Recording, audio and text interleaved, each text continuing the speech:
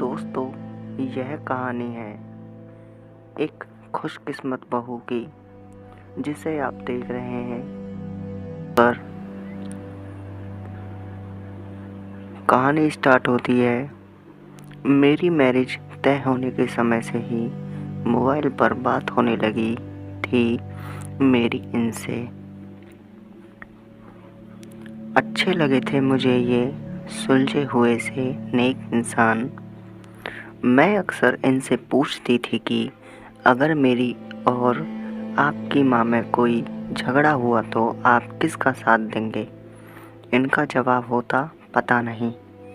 बस इस एक बात के अलावा मुझे ये बहुत अच्छे लगे थे। जब मैं पहली बार इस घर में आई थी तो बहुत अजीब सा था सब। मेरे घर में सब कितना घुल मिलकर रहते।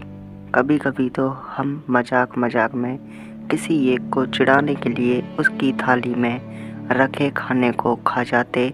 और यहाँ मजाल है कि कोई एक कमरे में एक टेबल पर बैठकर भी खाना खा ले। सब राजा बाबू, सबको अपने अपने कमरे में खाना खाने का शौक। इनकी माँ से मैं बड़ा डरा लगता था मुझे, जाने कब टोक दे। मैं कभी भी सुबह सुबह उठने की आदी नहीं थी, पर यहाँ नियम से जल्दी उठ जाती। एक बार देर से नींद खुली तो देखा कि सासू माँ तो किचन में नाश्ता बना रही है। मेरे प्राण ही सूख गए कि आज तो ये बुढ़िया मेरी जान ले लेगी। पर कुछ कहा नहीं सासू माँ ने, बस पूछा कि तेरे लिए भी शेक दूँ या नहा कर खाएगी। मुझे लगा लेट उठने पर व्यंग कर रही है मुझ पर। सासू माँ का साड़ी पहनने का तरीका बड़ा सलीकेदार था और मुझे साड़ी से चिढ़ थी।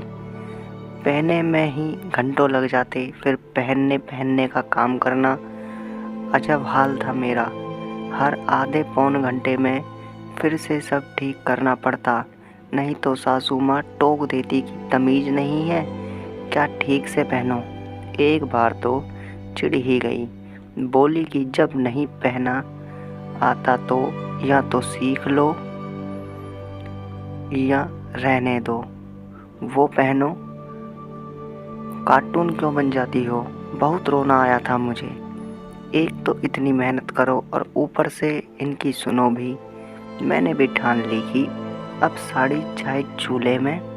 पति की भी बड़ी खराब आदत थी। घर आते ही पहले अपनी माँ के पास आकर बैठ जाते और कभी कभी तो घंटों तक बैठे रहते। किसे अच्छा लगेगा कि उसका पति उसके पास नहीं अपनी माँ के पास बैठ जाए। ना जाने क्या ससुर फसुर करते दोनों। कई बार जब बहाने से उनके सामने आ जाती तो ऐसा लगता जैसे बात बदल दी हो उन्होंने। एक बार ऐसे ही ढोल लेने के लिए चाय बिस्कुट लेकर गई तो सासू माँ बोल पड़ी कि बेटा तू इतना क्यों परेशान होती है, कभी चाय कभी पानी, जा आराम कर या यहीं बैठ जा। उस दिन तो मैं चली आई, पर सोचा कि जब खुद ही कह रही है तो कल से साथ ही बैठूंगी। साथ बैठी तो लगा कि ये लोग तो फालतू बातें करते रहते हैं या मेरे ही सामने ऐसा बन रहे हैं।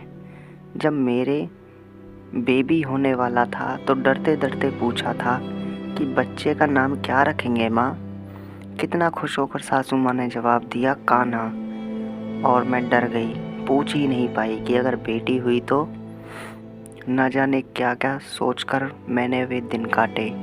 और जब मेरी बिटिया हुई तो पिछले 10 दिन से रामायण पढ़ती माँ की आंख में आंसू देखे थे मैंने। खुशी के थे या दुख के पता नहीं, पर महीनों तक उसकी मालिश से लेकर कच्ची पोटी तक सब काम इतने जतन कतन से करते देखा तो आज इतने सालों बाद मैं सोचती हूँ कि मैं खुद अपनी सास में माँ खोजती थी तो क्या मैं खुद कभी बहू की जगह बेटी बन पाई। पता नहीं क्यों हम बहुएं अपनी सास में माँ को खोजती हैं। अगर सास मेरी सासू माँ जैसी होती तो ईश्वर से प्रार्थना है कि मेरी अपनी माँ अपनी बहू के लिए मेरी सासू माँ जैसी बने। एक खुशकिस्मत बहू। दोस्तों, स्टोरी अगर अच्छी लगी हो तो वीडियो को लाइक करना, चैनल को सब्सक्राइब करना। मिलते हैं एक ऐसी ही वीडियो के साथ। जब तक के लिए जय हिंद, जय भारत।